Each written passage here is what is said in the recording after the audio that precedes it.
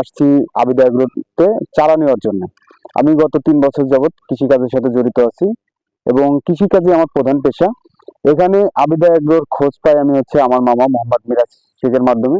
ও একটা প্রজেক্ট করেছে সেখানে পারিবারিক সবজি খামার। তো ওইখানকার যে চারাগুলা, এই চারাগুলা সবগুলো হচ্ছে আবিদা এগ্রো থেকে সংগ্রহ করেছে এবং আমি ওখানে যেটা দেখেছি যে প্রত্যেকটা চারার উৎপাদন থেকে, চারা নিয়ে রোপণ করা থেকে ফসল উৎপাদন পর্যন্ত এর গ্রোথিং সিস্টেম অনেক সুন্দর এবং হচ্ছে প্রত্যেকটা ফসলই ফার্স্ট ক্লাস ক্যাটাগরির ফসল হয়েছে। তা দেখে আমি মোটামুটি যে আমি যে চারা উৎপাদন করেছি বা চারা সোর্সিং করে এনেছি তার থেকে অনেক ভালো ফসল মামা মিরাজ নতুন অবস্থাতেই উৎপাদন করে ফেলেছে। যার জন্য আমি আজকে আসছি সোহেল ভাইয়ের এখানে আবিদা এগ্রোতে, এই নার্সারিতে। এখানে আসার পরে আমি আজকে এই এর যে হচ্ছে 450 চারা মরিচের চারা নিয়ে যাব।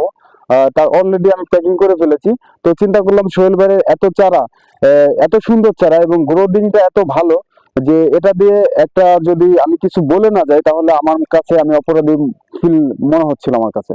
যার জন্য আমি আসছি যে আপনারা যেখান থেকেই চারা নেন, কৃষিকাজ অত্যন্ত মহৎ একটি কাজ। এটি সরাসরি হচ্ছে আল্লাহর নিয়ামত থেকে নেওয়ার একটা মাধ্যম। তো মেন বিষয় হচ্ছে যে আপনারা যার কাছ থেকে চারা নেবেন বা বীজ নেবেন এটা দেখে শুনে বুঝে নেবেন। যদি বিশ্বস্ত হয় তাহলে খুব ভালো হয়।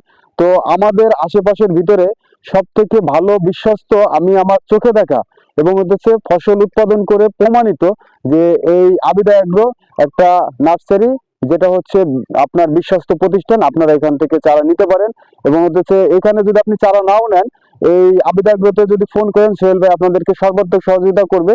কারণ হচ্ছে আমি অলরেডি প্রমাণ পেয়েছি এবং হচ্ছে সেই অনুযায়ী আমি এখানে এসে সোহেল ভাইয়ের ব্যবহারে আমি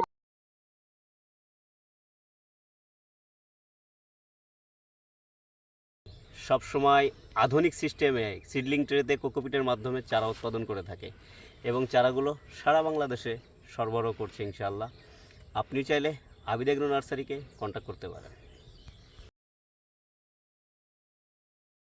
না, মালচিং দিয়ে বেটার। মালচিং এর চাষাবাদটাই খুব সুন্দর, এটা লাভবান বেশি। এটা আপনি আমাদের দর্শকদের উদ্দেশ্যে বলবেন যে মালচিং দিয়ে চাষাবাদ করলে কি গুণ বা কি ফায়দা? মালচিং দিয়ে আমি গত বছর 12% শসা লাগাইছিলাম, তাতে আমি 15 দিনে 60 মণ ফলন পাইছি। তারপরে হিসেব রাখিনি। 60 মণ ফলন পাইছে। হ্যাঁ, তারপরে আবিদা এগ্রো নার্সারি থেকে আমাদের বিজলি প্লাস 2020 চারা নিয়েছিলেন মনে হয় ভাই। তা উনি এর মুখ থেকে শুনবো যে আবিদা এগ্রো নার্সারি যে চারাগুলো নিয়েছিলেন তার প্রজেক্টটা যদি দর্শকের উদ্দেশ্যে আপনি কিছু বলতেন। আমি হলো আপনার সোহেল ভাইয়ের কাছ থেকে জুনের 6 তারিখে বিজলি প্লাস 2020 চারা নিয়েছিলাম। সেখানে আপনার চারাগুলো খুব তাড়াতাড়ি গ্রোথ হয়েছিল, কুকরি লাগছিল না বেশি, পচনও খুব কম ধরছে। পচন লাগলে সেটা আবার ওষুধ দিছি, সেরে গেছিলো। তাতে আপনার 4 মাসের ভিতরে আমার এই 20 শতক জমি লাগাইছিলাম। 20 শতক জমি থেকে 1,62,000 টাকার মতো হিসাব করা হয়েছিল।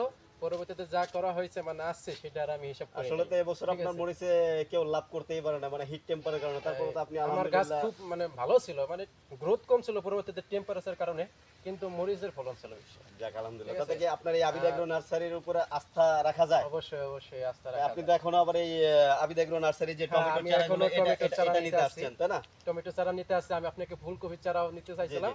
তা আপনার আমাদের যে চারাগুলো উৎপাদন করে আবিদা এগ্রো নার্সারি, দর্শক আসলে মানসম্পন্ন যে চারাগুলো একেবারে শিকড় সম্পূর্ণ রোগমুক্ত এবং সুস্থ সবল, এই চারাগুলো আপনারা রোপণ করবেন, অবশ্যই আপনার প্রজেক্টে লাভবান হবে।